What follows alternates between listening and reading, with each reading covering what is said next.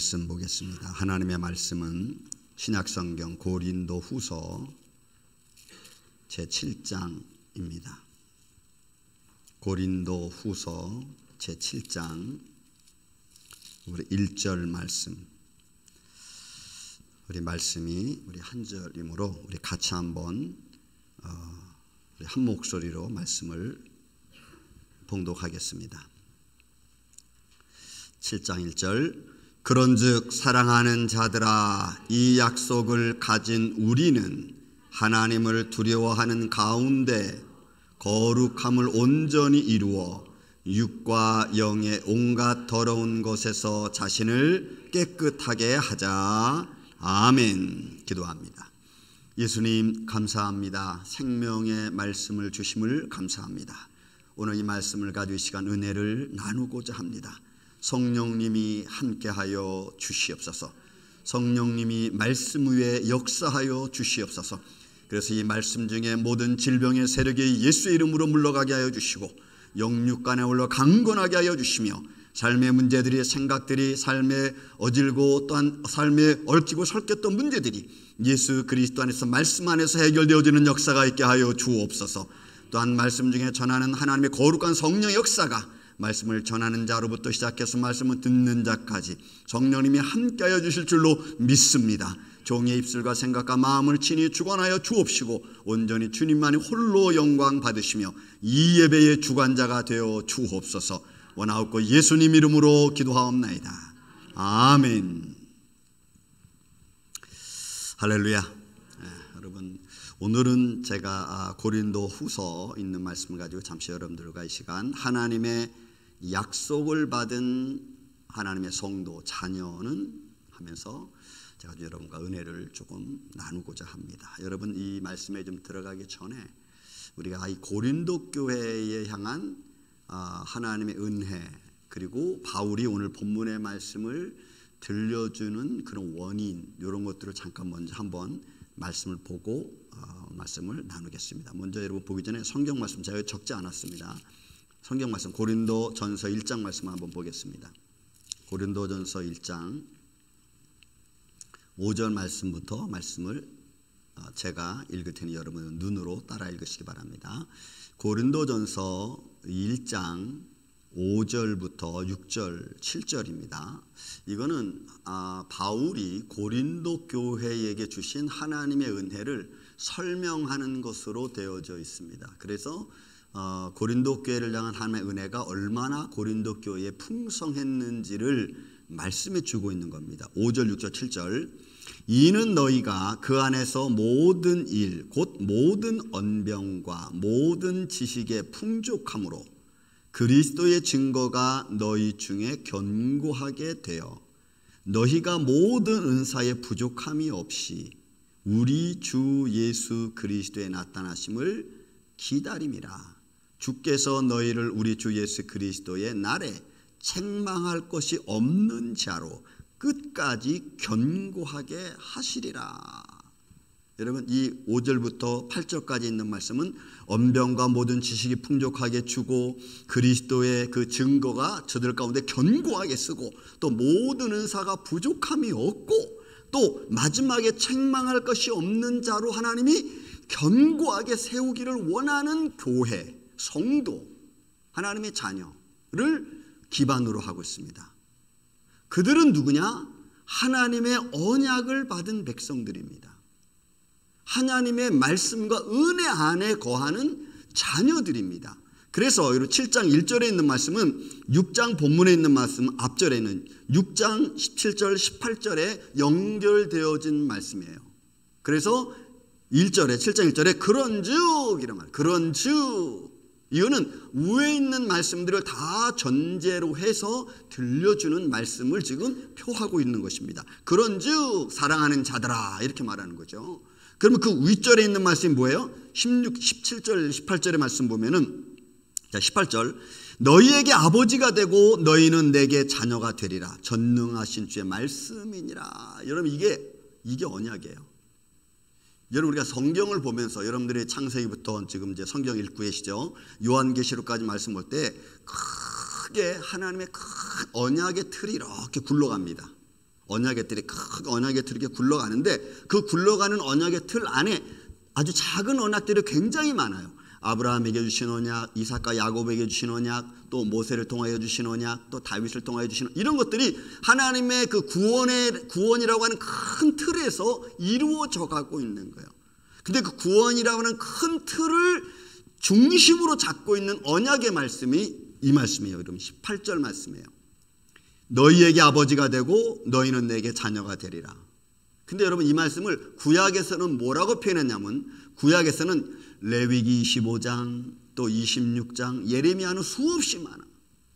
11장 구약에서는 나는 너희의 하나님이 되고 너희는 내 백성이 돼 이렇게 말씀했어요. 구약에서는. 근데 신약에 와서는 바울이 이렇게 표현하는 거예요. 너희에게 아버지가 되고 하나님을 아버지로 바꿔놨어. 하나님을 아버지로. 그리고 너희는 내게 자녀, 너희는 내게 백성이 되리라는 말을 자녀로 바꿔놨어. 백성이라는 말과 자녀라고 말의 의미는 상당한 차이가 있습니다. 굉장히 구속적인과 동시에 굉장히 세밀하고 굉장히 친분적이고 굉장히 사랑의 관계가 많이 부합된 그런 말씀으로 자녀라고 표현해요. 백성이 아니라 자녀. 하나님보다는 신보다는 아버지. 너무나 친밀하게 표현해 놓은 거예요. 그러니까 지금 고린도 교회를 향한 지금 바울의 선포는 하나님은 우리 아버지다. 나는 그의 자녀다. 여러분 믿습니까? 지금 우리의 신앙생활이에요. 그냥 막연한 하나님을 우리가 믿는 게 아니고 제가 늘 말하지만 막연한 신이 아니고 살아계신 전능하신 하나님 그리고 그 하나님의 자녀인 나. 여러분 이 관계는 하나님의 구원이라는 큰 틀에서 이루어지는 거예요. 그래서 하나님은 처음 사람을 만들 때 사람을 창조할 때 하나님은 자기를 닮은 존재로 여러분 창조했잖아요. 나의 모양과 형상을 닮은 존재로 하나님이 창조했어요.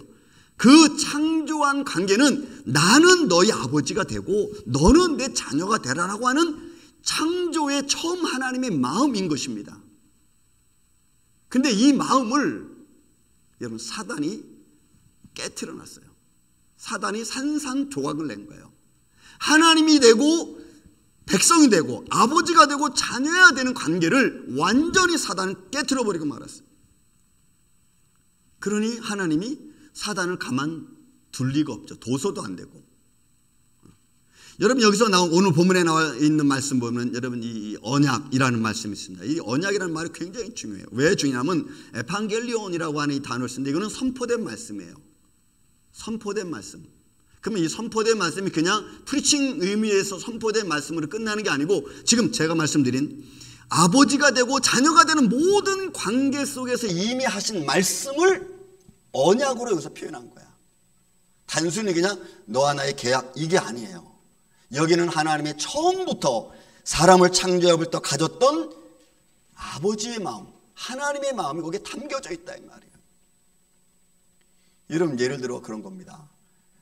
아브라함이 자손들이 그의 허리에 있을 때라고 그런 말 쓰죠. 창세기에 보면 허리에 있을 때 그의 자손들도 이미 하나님의 축복을 받았다. 나지 않았는데. 그러니까 아버지를 닮은 아버지의 약속과 함께 되어진 자녀인 거예요. 그러니 언약을 받은 자녀는 얼마나 중요합니까? 그리고 그 언약 속에 있는 백성은 하나님이 얼마나 귀하게 여기겠습니까?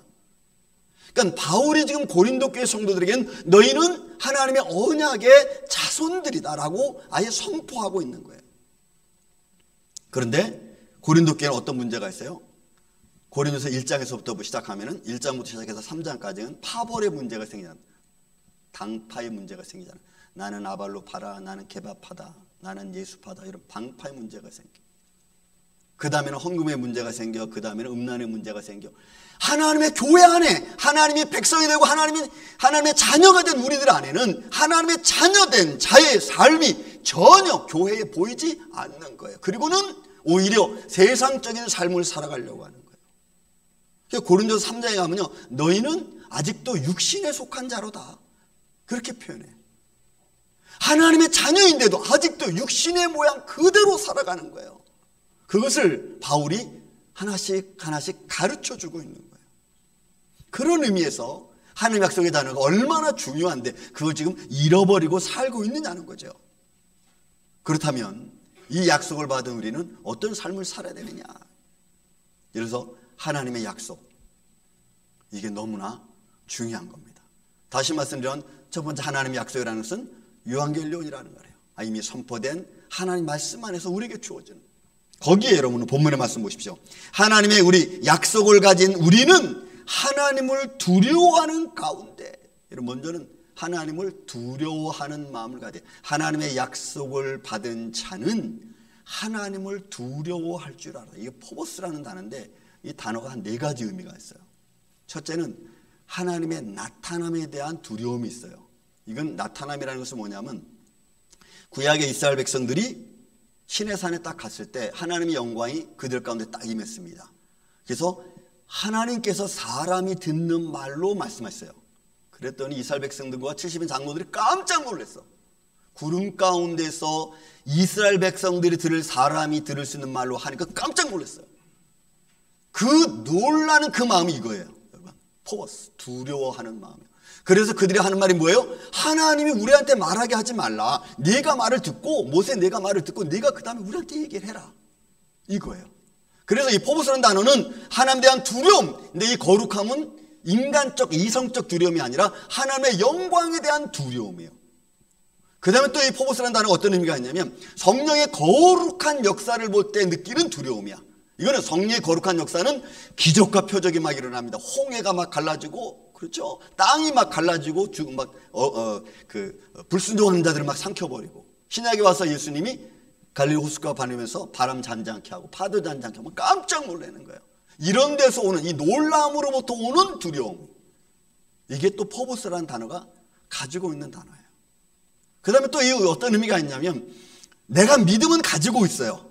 믿음은 가지고 있는데, 믿음을 가지고 있지만 실생활 속에서는 믿음을 실천하지 못하는 가운데서 느껴지는 양심의 가책의 두려움이에요. 이거는 우리 그런 거 있죠. 내가 그래도 믿음의 사람인데 하는데 내가 못해. 믿음의 일을 보이지 못해. 그러니까 뒤돌아서서는 마음의 양심의 가책도 받으면서 행하지 못한 것에 대한 마음의 근심과 걱정으로부터 오는 두려움. 이건 누구나 다 있죠. 저도 그렇고 여러분도 그렇고. 그래서 어떤 믿음으로 가자. 죽든지 살든지 가자. 뭐 이런 마음 갖는데, 이런 마음에서 내가 행하지 못할 때 느껴지는 두려움이에요. 그래서 여러분, 우리는 담대한 믿음을 가지고 실천하는 사랑의 모습이 필요해요. 왜냐하면 이런 내 양심적 가침, 또 그 믿음의 사람으로서 행하지 못하는 것에 대한 아픔, 이런 것들을 이겨내는 거거든. 그다음에 또 하나는, 이 포보스라는 단어 또 하나는, 내가 복음을 전하면서, 복음을 전할 때 외부적인 압력이 너무 큽니다. 정치적이고 경제적 위기가 너무너무 커져요. 그래서 복음을 계속 외치고 나가야 되느냐, 아니면 여기서 기부업해야 되느냐, 이 외부적인 압력 때문에 오는 두려움이 있어. 이게 포보스라는 단어를 가지고 있는 거예요. 그렇다면 오늘 이스라엘 백성들에게, 또 고린도 교회에게 바울이 하는 외침이 뭐냐? 이거는 성령의 거룩한 역사에서 그들이 행하지 못하는 것, 또는 믿음을 가지고 있지만 행하지 못하는 이 2가지를 같이 가지고 있는 거예요. 그래서 다시 말씀드리지만, 앞에 고린도 교회는 많은 하나님의 은사를 가지고 있습니다. 부족함이 없이 하나님 앞에 견고하게 서기를 원하는데, 근데 그들은 교회의 문제가 너무너무, 세상에 없는 문제도, 이방인 중에 없는 문제도 교회 안에서 막 생겨나. 그러니까 바울이, 너희는 하나님의 언약을 받은 자들이다, 이거 기억하고, 그리고 이 말씀 안에서 너희가 견고하게 서라고 지금 사실은 권면하고 있는 거예요. 그럼 여러분, 오늘날 우리가 이 세대를 살아가면서 하나님의 약속의 우리가 자녀입니다. 믿습니까 여러분? 저와 여러분은 하나님 약속의 자녀인 줄로 믿습니다. 언약을 받은 저희들입니다. 그죠? 그런데 그 언약을 받은 우리들이 하나님의 거룩함을 우리가 드러내지 못하면 결국은 우리는 어느 순간에 우리 삶이 점점점 약해질 거예요. 그런 믿음에서 여러분들이 견고하게 서시를 다시 한번 주님의 이름으로 축원을 드립니다. 또 이 약속을 받은 사람은 두 번째 봐야 될 것이 본문 말씀 또 나왔어요.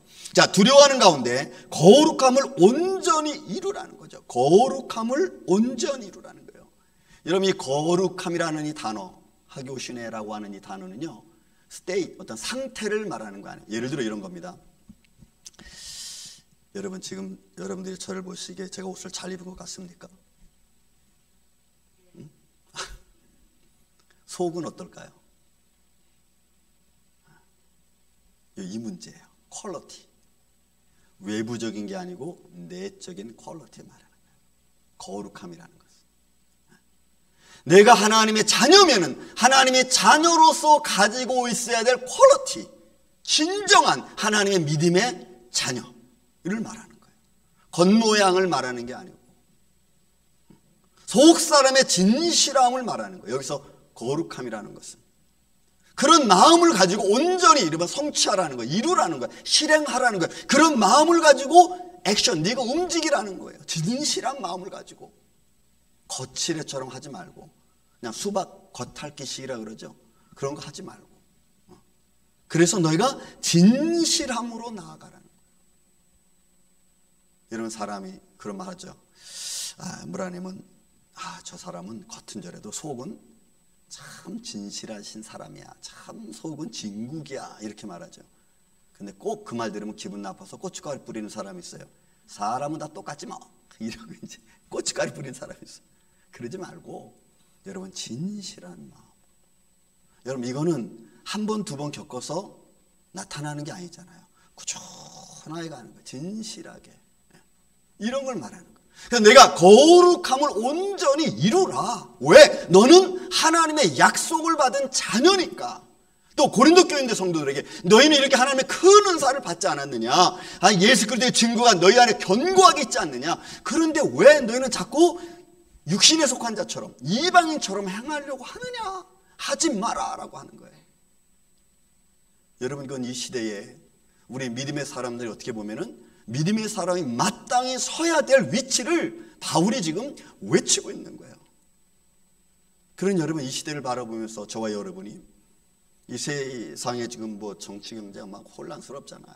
어지럽고 얼마 있으면 어떻게 된다 이런저런 소문도 들리고 그런 가운데 우리의 믿음은 어떻게 지키고 견고하게 흔들리지 않은 채 우리가 하나님께 예배하며 찬양하며 우리가 나아갈 것인가. 많은 사람들은 이런저런 말들을 하지만 나는 그런 많은 말들 속에서 어떤 믿음의 신앙을 가지고 견고하게 서서 내가 갈 것인가. 이 상황에 우리가 있어요. 이들에게 오늘 바울이 들려주는 겁니다. 그 다음에 여러분 이런 말씀과 더불어 우리가 동시에 두 번째로 우리가 봐야 될 게 있습니다. 자, 오늘 본문의 말씀도 그대로 나왔어요. 이 약속을 가진 우리는 하나님을 두려워하는 가운데서 거룩함을 온전히 이루어 두 번째로 여러분 볼게 육과 영의 온갖 더러운 곳에서 자신을 깨끗하게 하라는 거예요. 육과 영 이것을 이 더러움에서 너를 깨끗하게. 여러분 이 더러움이라는 이 말은요 신약 성경에서 요 딱 한 번 사용했어요. 요 단어가 여기서. 이게 굉장히 중요한 말이에요. 왜 중요하냐면 영과 육과 영이 이방인의 생활 형식을 따라가지 말라는 거예요.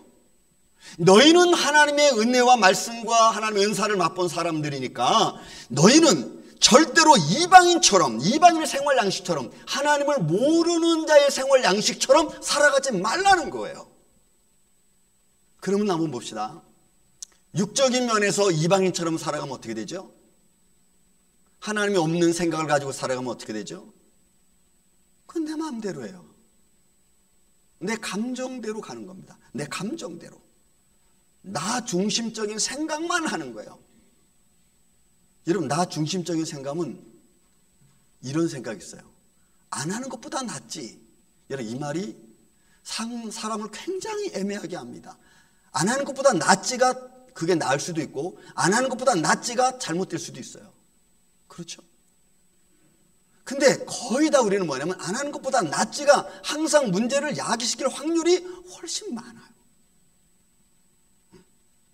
나 중심적입니다. 배려하지 않아요.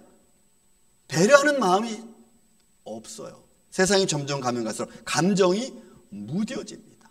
감정이 무뎌져요. 그래서 이웃에 대한 생각보다는 나 중심적으로 생각을 하다 보니까 모든 게 다 그래요. 모든 게. 나 때문에 다른 사람이 상처받습니다. 내 가정 때문에 다른 사람이 상처받습니다. 때로는 내 사업 때문에 다른 사람이 상처받습니다. 그거 개의치 않아요. 그는 그고 나는 나. 틀린 말도 아니고 때가 맞는 말도 아니에요. 근데 우리는 배려하는 마음이 이제는 점점 더 없어져 가고 있다는 것은 사회적 현상입니다. 이 사회적 현상 속에서 과연 믿음의 사람들은 어떤 마음을 가져야 될까? 지난번에 그 유튜브에 이런 게 하나 나온 걸 제가 봤어요. 고급 승용차가 벤틀리가 옆으로 샥 지나가면서 옆에 있는 지나가는 사람을 이렇게 슬쩍 스치고 지나갔어요. 그러더니 차가 저희가 딱 쓰더니 그 사람이 내립니다. 그러면 운전자는 뭐라고 얘기해야 되죠? 그 사람한테 와서 어디 다친 데 없습니까? 어디 괜찮습니까? 이걸 물어봐야 되잖아. 아, 이 사람이 길가에 같이 붙으니까 내 차가 지금 부딪혀. 이렇게 얘기를 해요. 여러분, 그러니까 지금은 뭐든지 자기중심적이에요. 내 거에 대해서는 돈 타치하는 거예요. 이런 감정적인 육신적 생활 습관은 나도 모르는 사이에 하나님의 언약의 백성인 자녀를 잃어버리게 만듭니다. 내가 하나님의 은혜를 받았고 하나님의 감사함 속에 살아간다는 걸 내가 잊어버리게 만들어요. 육신적 감각을 가지고 살아가는 사람들. 나 때문에 무슨 문제가 이루어진다? 생각하지 않습니다. 어떻게 보면 이 생활은 이 포스트 모더니즘, 이 현대 사회에 너무나 딱 맞는 말씀이에요. 그 상황에 맞는 진리를 찾아가는 현대인들. 과연 그런 현대인들 앞에 나는 어떻게 대처하고 어떤 생각을 가지고 나아갈 것인가? 이런 것에 여러분들이 견고하게 믿음으로 서시기를 전 예수님의 이름으로 축원을 드립니다. 그래야 이 시대의 바른 지표를 우리가 보여줄 수 있어요. 다 똑같이 가면은 믿는 사람이나 안 믿는 사람 별 차이가 없습니다. 영적인 거죠, 여러분. 영적인 본문에 있는 말씀. 육과 영의 온갖 더러움이라서 온갖 더러움. 판이라고 하는 단어가 모든 걸 말하는 거예요. 그럼 영적인 영이란 말은 퓨노마, 영입니다. 바람입니다. 그러면 이 영의 더러움을 말해보세요. 영의 더러움이란 어떤 것일까요? 영의 더러움은 악한 생각이에요. 악한 생각, 본능적인 생각입니다. 그런 생각으로 내 삶을 점철시키는 거다. 그러니까 생각하는 것이 악한 거예요. 생각하는 것이 자기중심적이고 전혀 남을 생각하지 않는 거예요. 생각하는 것이 육적인 것이 행동적인 거라면, 육적인 것이 자기의 삶 맞는 삶의 행동적인 거라면 영적인 면에서는 온갖 더러운 생각들을 다 하는 거예요. 그래서 생각이 어두워져요. 우울해지는 거죠. 생각 자체가. 그러니까 이방인의 생활 방식이 그렇다는 겁니다. 왜? 그들은 하나님을 모르니까. 여러분, 이 시간 우리 말씀 하나 찾아보겠습니다. 또 우리 대예배 시간이지만 시편, 구약성경 시편입니다. 구약성경 시편, 성경 시편은 제일 가운데 있죠. 810쪽. 구약성경 시편 10편입니다. 자, 제가 이제 절수를 얘기하면서 읽을 테니까 여러분들은 눈으로 따라 읽으시기 바랍니다. 시편 10편, 여러분 3절부터 제가 읽습니다. 3절 제가 스크린에 정리하지 않았습니다. 악인은 그 마음에 욕심을 자랑하며 탐심을 부리는 자는 여호와를 배반하여 멸시하나니. 4절 악인은 그의 교만한 얼굴로 말하기를 여호와께서 이를 감찰하지 아니하신다 하며 그의 모든 생각에 하나님이 없다 하나이다. 하나님이 없어요. 그의 마음속에. 여러분들 마음속에 예수 그리스도가 계십니까? 계신 줄로 믿습니다. 성령이 여러분들 안에 내주하고 계신 줄로 믿습니다. 그러니 내 안에서 성령님이, 하나님이 있다 없다 하면 안 돼요. 어떨 때는 좀 있는 것 같고 어떤 데 좀 없는 것 같고. 여러분 이제 그 생각에서 여러분들 벗어나야 됩니다. 다시 말씀드리면 여러분들은 살아계신 하나님을 견고하게 붙들어야 돼요. 그분이 나의 삶을 형통하게 하시는 분이시기 때문에 그래요. 여러분들이 아무리 부정해도 하나님이 없어지지 않아요. 보세요. 4절. 그의 모든 생각에 사상에 하나님이 없다 하는도다. 6절. 시편 6절. 그의 마음에 이르기를 악한 자의 마음에 이르기를 나는 흔들리지 아니하며 대대로 환난을 당하지 아니하리라. 이러면 이게 자신의 자존감이죠. 자존감이에요. 하나님 없어. 누가 나를 시험해? 누가 나를? 이렇게 되는 거죠. 누가 나를? 그러면서 늘 하나님이 있다 없다 들쑥날쑥하는. 그래서 말하는 거예요. 나는 흔들리지 아니하며 대대로 환난당하지 아니하리라. 7절. 그 입에는 저주와 거짓과 포악이 충만하며 그의 혀 밑에는 잔해와 죄악이 여러분 가득한 거예요. 그 다음에 또 11절로 내려갑니다. 11절로. 그런데 안에 있는 내용들이 다 똑같은, 거의 같은 그 악인에 대한 말입니다. 11절. 그가 그의 마음에 그의 마음에 이르기를 하나님이 잊으셨고 그의 얼굴을 가리셨으니 영원히 보지 아니하시리라 하나이다. 악인은 그렇게 말합니다. 하나님, 그가 있으면 나한테 이런 일이 일어날 수 없지. 하나님은 안 봐. 이거 없다는 거죠. 안 봐. 그리고 우리는 그냥 이렇게 살면 돼. 혹 여러분들 마음에 그런 생각이 드십니까? 그때는 여러분 딱 마음으로 기도해야 됩니다. 나의 이 어둠의 생각, 나의 이 악한 생각, 내게 주는 이 어둠의 세력은 예수의 이름으로 명하노니 물러갈지어다. 여러분들 그렇게 외쳐야 돼요. 왜? 그런 생각들은 우리에게 쉼없이 주거든. 환경이 좋으면 좋을수록 더 많이 생길 수도 있어요. 그러니 여러분 10절 말합니다. 여호와여 일어나옵소서. 하나님여 손을 두옵소서. 가난한 자들을 잊지 마옵소서. 어찌하여 악인이 하나님을 멸시하여 그의 마음에 이르기를 주는 감찰지 아니하시다 하나이까? 라고 이런 시편 기자가 아주 울부짖는 마음으로 이야기합니다. 악인은 그렇게 말합니다. 이게 더러움이에요. 더러움. 그런 더러움에서 너를 깨끗이 하라라는 거예요. 시편 14편 1절에도 똑같습니다. 14편 1절. 어리석은 자는 그의 마음에 이르기를 하나님이 없다 하는도다. 그들은 부패하고 그 행실이 가증하니 선을 행하는 자 없다라고 했어요. 왜요? 하나님이 없는데 우리가 굳이 하나님을 위해서 뭘 하려고 하겠어요? 내 생각에 하나님이 없는데. 여러분 이게 너의 영과 육과 영의 더러운 것은 너희를 깨끗이 클린 정결하게 하라는 거예요. 여러분 이거는 케이스 바이 케이스 나올 수 있죠. 우리 상황이 어떤 환경에 따라서인지 따라서 우리가 이런 것도 하나님이 하시겠어? 이런 생각하잖아요. 굳이 뭐 하나님 여기까지 하겠어? 아니요.